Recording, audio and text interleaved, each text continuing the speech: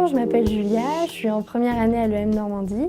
Donc pour ma première année, j'ai décidé de vivre en résidence étudiante qui se situe à peu près à 10-15 minutes à pied de l'école, ce qui est assez avantageux. Moi, j'ai choisi de vivre en résidence étudiante parce que pour moi, c'était plus facile pour faire des connaissances. Ça permet d'avoir son chez-soi, d'avoir son espace et à la fois de vivre à côté des autres et de pouvoir s'intégrer plus facilement. Donc les prix des appartements varient en fonction de la taille, donc ça va à peu près de 300 à 500 € par mois, EDF non compris, sachant que chaque étudiant peut toucher l'APL. L'avantage dans cette résidence, c'est qu'il y a pas mal d'installations, comme des machines à laver, il y a un billard, un piano et une salle de musculation.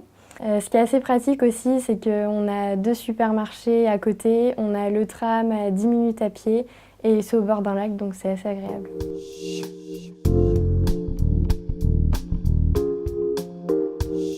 Je m'appelle Lucille, j'ai 23 ans, je suis en Master 1 à l'EM Normandie et j'ai choisi cet appartement en plein centre-ville de Caen parce que j'avais le même en deuxième année et qu'après un an en colocation à l'étranger, j'avais envie de retrouver mon indépendance. Et j'aime beaucoup les pierres de Caen, je trouve qu'il est très sympa, il est bien placé, donc j'avais envie de le garder. Alors je paye 630 € par mois, j'ai le droit aux APL, j'ai 55 mètres carrés, ce qui me permet de recevoir mes amis.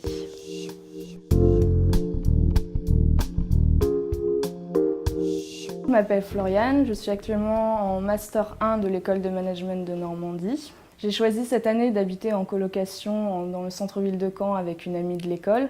J'étais partie l'année dernière à l'étranger et j'étais aussi en colocation, donc j'ai voulu réitérer l'expérience pour ne pas être seule et aussi sur le plan financier. Pour 70 mètres carrés, c'est un appartement meublé. On paye 365 € chacune. Donc on dispose d'un grand salon, d'une cuisine, de 2 chambres et d'une salle de bain. Donc selon moi, la colocation n'est pas la meilleure solution en U1.